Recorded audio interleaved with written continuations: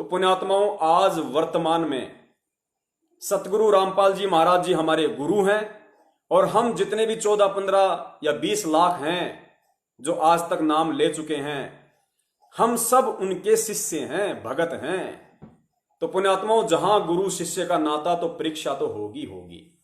और सन 2014 बरवाला कांड वही परीक्षा थी कि इतना ज्ञान देने के बाद, क्योंकि परमात्मा सन 1994 से सत्संग और नाम दीक्षा दे रहे थे। सत्संग तो 1992 से शुरू कर दिए थे परमेश्वर ने, 2 साल बाद फिर 1994 में नाम दीक्षा देनी शुरू की। तो सन 1994 से 2014 तक परमेश्वर ने तत्व ज्ञान की अथाह बारिश की, हर तरीके से समझाया। फिर परमात्मा ने पूरा ज्ञान देके फिर सन 2014 में परमेश्वर ने परीक्षा ली, क्योंकि काल की चाल से ही परमात्मा अपना काम निकालता है। काल की चाल से ही परमात्मा अपना काम सिद्ध करता है। तो सन 2014 के बाद यह संगत की परीक्षा थी, और उनमें से कितने प्रतिशत लोग जो बरवाला कांड की घटना को देखकर अनायास गुरु में दोष निकाल के इस भक्ति मार्ग से उसी समय दूर हो चुका था। अभी जैसे उस वकील का उदाहरण दिया जो आज संगत में शहंशाह बना बैठा है, लेकिन वो उसी समय फेल हो चुका था। कितने लोग जो मीडिया के द्वारा उल्टी सीधी चीजें दिखाई गई, मीडिया के द्वारा तरह तरह के मसाला लगाकर न्यूज पेश की गई कि भाई संत रामपाल जी तो दूध से नहाया करते थे। एक उन्होंने, मीडिया वालों ने एक वो कार्टून बना दिया कार्टून बनाया संत का, ऊपर से दूध गिर रहा है, उसकी खीर बनाई जा रही है। कितने लोगों ने उस घटना को देखकर, जो नए जुड़े होंगे या काफी समय से जुड़े हुए थे लेकिन समझ नहीं पाए गुरु को, कितने लोग इस प्रक्रिया को देखकर, जो झूठी थी, निराधार थी, उसको देखकर परमात्मा से दूर हो गए। अरे नालायकों, अगर वो सही भी होती, और यदि हमें ज्ञान था, यदि हमें ज्ञान है, यदि हम सतगुरु को पहचान चुके हैं, उन्हें परमात्मा मान चुके हैं, तो दूध तो क्या, अगर गुरु अपने मूत में भी खीर बना के खिलाए तो शिष्य को ऑब्जेक्शन नहीं होना चाहिए कि क्यों, क्या और कैसे। यही शिष्य का धर्म होता है अपने गुरु के प्रति। और जब इतनी दृढ़ता, इतना विश्वास, इतनी अंधता, इतना ब्लाइंड फेथ जब तक शिष्य को अपने सतगुरु पे नहीं होगा, तब तक वो शिष्य 7 जन्म भी सतलोक जाने के लायक नहीं बन सकता।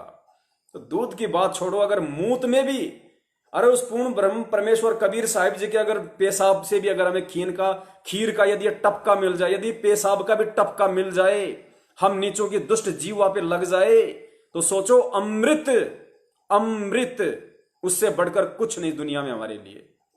इतना विश्वास परमात्मा इस तत्व ज्ञान को देकर अपने शिष्य में देखना चाहता है। इसलिए परमात्मा कहते हैं कि अभी जो वाणी परमात्मा ने जो बुलवाई थी,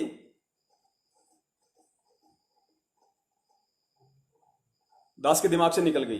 तो परमात्मा इस तरीके से इस भक्ति मार्ग पे अपने शिष्य को, अपने भगत को, अपने बच्चों को इतना दृढ़ भाव से, इतनी दृढ़ श्रद्धा से, लगन से भक्ति मार्ग पे चलता हुआ देखना चाहता है। तब परमात्मा निशन से होके शरीर त्याग के सतलोक जाता कि हां, अब मेरे बच्चे इस मार्ग को हजारों वर्षों तक निर्विरोध चलाएंगे, कोई रोकने टोकने वाला नहीं। इसलिए परमात्मा कहा करते थे कि यदि ब्रह्मा विष्णु महेश भी आकर मेरे बच्चों को तोड़ने की कोशिश करें तो मार खा के जाएंगे, मार। अब वर्तमान की स्थिति क्या है? ब्रह्मा विष्णु महेश की तो छोड़िए, खुद अपने ही जो घर में ब्रह्मा विष्णु महेश बने बैठे हैं, सतलोक आश्रम मैनेजमेंट वाले, काल ने जिनको अपने एजेंट रूप में बैठा रखा है, फर्जी नामदान केंद्र खुलवाकर गांव गांव में बैठा दिया, लोगों को ज्योति के नाम पे लूट रहे, पाठ के नाम पे लूट रहे। अरे 3 दिन का पाठ होता है और 9-9 दिन का पाठ इन्होंने सिंहपुरा में, रोहतक में, मुंडका में, भिवानी में शुरू कर रखा है। भूख मिट नहीं रही ना। अब संगत हो गई समझदार, संगत को पता चल गया कि गुरु बिन दान पुण्य जो कर ही मिथ्या होए कबू न फल ही, कि गुरु के बिना किया गया दान पुण्य मिथ्या होता है, बेकार होता है, नहीं फलेगा। और कुपात्रों को दान दोगे तो उल्टा नुकसान में जाओगे।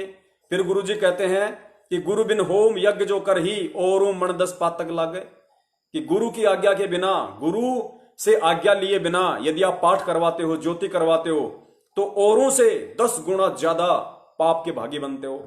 तो अब लोगों को तत्व ज्ञान समझ में आने लग गया धीरे धीरे परमेश्वर की दया से। लोगों ने इनको पिछले 2-3 सालों से ज्योति पाठ का पैसा देना कम कर दिया। जिनको पता चल गया वो तो बिल्कुल भी नहीं देते, एक नया पैसा इनको नहीं देते नामदान केंद्रों पे। जिसको पता चल गया तो इनका धार्मिक धंधा गिरावट में आ गया। तो उस धार्मिक धंधे को दोबारा से पटरी पे लाने के लिए, अपनी मौज मस्ती के लिए, पैसा इकट्ठा करने के लिए इन लोगों ने ये पाठ वाला सिस्टम शुरू कर दिया। अरे पाठ प्रकाश, यदि गुरु धरती पे प्रकट है, यदि गुरु पृथ्वी पे साक्षात है, और यदि पाठ प्रकाश है, तो गुरु की उपस्थिति के बिना, गुरु की हाजिरी के बिना वो पाठ प्रकाश सफल हो ही नहीं सकता। ये जो पाठ प्रकाश वर्तमान में चल रहा है गुरु की अनुपस्थिति में, अरे ये प्रोसीजर तो जब गुरुजी शरीर छोड़ के जाएंगे उस समय वो संगत में सार्वजनिक करके जाएंगे, वो बता के जाएंगे कि आपने किस विधि से पाठ करना है या करवाना है। वो बाद की प्रोसीजर है। वर्तमान में यदि गुरु साक्षात धरती पे विद्यमान है और यदि कोई नालायक अपनी तरफ से पाठ कर रहा है तो वो पाठ सक्सेस नहीं होगा, पाठ सफल नहीं होगा। गुरु को अपने कुकर्मों के चलते जेल में बैठा के तुम बाहर पाठ करवा के और पुण्य प्राप्त करना चाह रहे हो। गुरु जी कहते हैं करत है पुण्य होत है पापम। तुम तो ये सोच के कर रहे हो कि हमारे पुण्य होंगे, लेकिन उल्टे पाप बढ़ेंगे तुम्हारे। क्योंकि किन लोगों की हरकतों के चलते, किन लोगों की गलतियों के चलते, किन लोगों के कुकर्मों के चलते आज सतगुरु रामपाल जी महाराज जी हिसार जेल में, किन लोगों के मनवश आचरणों के चलते, किन लोगों की नादानियों के चलते सतगुरु रामपाल जी महाराज जी का 20 से 25 दिन का रिमांड हुआ। पुण्यात्माओं, जिन लोगों की वजह से, जिन सतलोक आश्रम मैनेजमेंट हरियाणा वालों की वजह से, उनके परिवार वालों की वजह से, उनके भाई बंधुओं की वजह से, इन स्टेट कोऑर्डिनेटर्स की वजह से, जिसका सतगुरु दुनिया में आज निंदा का पात्र बना हुआ हो, उसकी गैर हाजिरी में कैसे तुम्हें पाठ का लाभ मिल सकता है? कैसे इन कुपात्रों को दान देने से तुम्हें दान का लाभ मिल सकता है? हरगिज नहीं मिल सकता, हरगिज। समझने वाले समझ गए हैं, ना समझे वो अनाड़ी है।